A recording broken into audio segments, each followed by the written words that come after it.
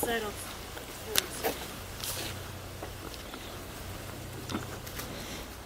Hello, my name is Hannah Champness, and my grandmother is Diana Albert. As I begin, I would like to start off by thanking the community of Serock for welcoming us back, the congregation of Temple Road of Shalom in Washington, D.C., and all of my family and friends who donated to this effort on my behalf, the Foundation for the Preservation of Jewish Heritage in Poland for organizing and building the memorial, and most importantly, Commissioner and Councilwoman Lee Seaman of the United States Commission for the Preservation of America's Heritage Abroad, who was the backbone and driving force of this whole project and without whom we would not be here today. Thank you. My grandmother was born Joba Dresner here in Serock. In early 1939, she buried her grandmother in this cemetery, and when the Nazis invaded Poland later that year, she and her mother and brother hid right here in the cemetery in the dark of night with plans to meet up with her father in a town nearby. At the age of 7, she began a long journey of desperation and tragedy that lasted over 6 years. She eventually went on to escape the Warsaw Ghetto by crawling through a sewer under the walls of the ghetto and running into the countryside. A young girl, alone and fighting for her life in a world that deemed her unfit to exist simply because of her faith. By the end of the war, my grandmother was the sole survivor of her family, orphaned and alone at the age of 13. Her survival was a miracle. Only 0.5% of Jewish children in Poland survived. She was one of 5,000 where 1 million children once stood. My grandmother is just an ordinary person who somehow found the strength within herself to evade the death, destruction, and despair all around her and to persevere. That amazing fortitude continued in her later life.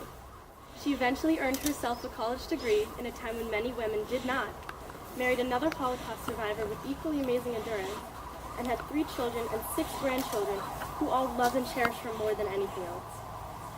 She once told me that the last thing her father ever said to her as he pushed her through the wall of the ghetto was, "Get an education, be smart, because that's the one thing they can never take away from you, what's in your mind." She carried those words with her, and now her whole family is educated and successful. But her family is not just the repository of all of her hopes and dreams.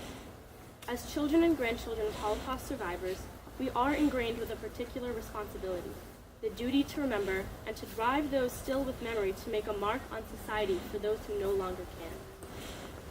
My grandma is my hero. She's not a hero as what's perpetuated by the media that downgrades its true meaning. It is someone who not only prevails over their oppressors, but brings back from their situation a means for the regeneration of society as a whole. She is not just someone who survived. She is someone who thrived. When she came to America, she created a life for herself.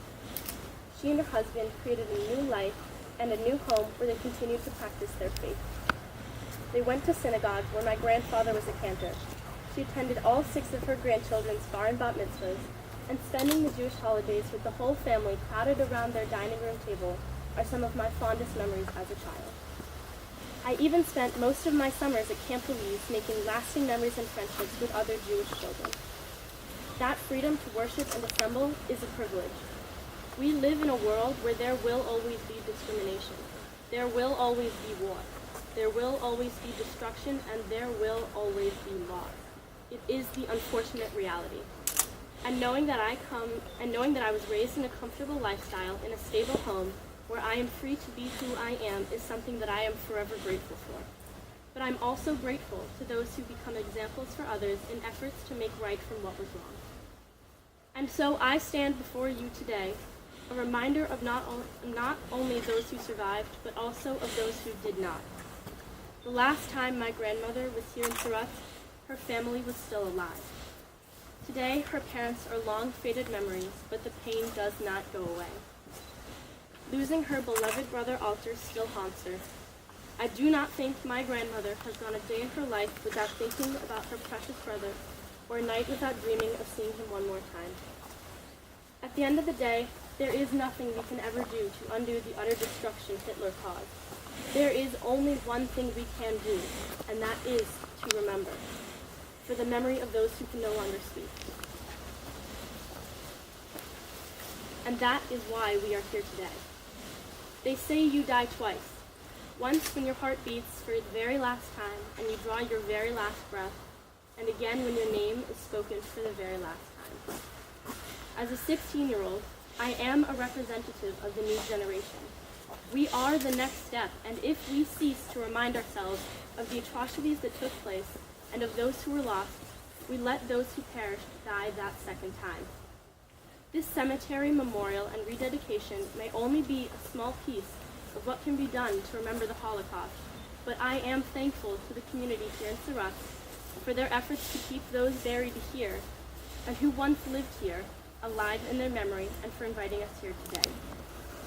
It was once said that the legacy of heroes is the memory of a great name and the inheritance of a great example. I recognize that the perpetuation of that legacy is now in the hands of my peers and I. And so I join with you in a fellowship of remembrance, and I vow to never let the stories that took place here in Serock fade away. I vow to never let those who were murdered turn into a mere statistic or fact in a textbook. I vow to give voice again to those whom Hitler dehumanized and erased by underscoring that they were real people who loved and learned and laughed and had hopes and doubts and fears just like we all do. I vow to remember. And so I'll leave you with a quote from my beloved grandmother. Remembering alone is frightening, but remembering with others is healing. Thank you.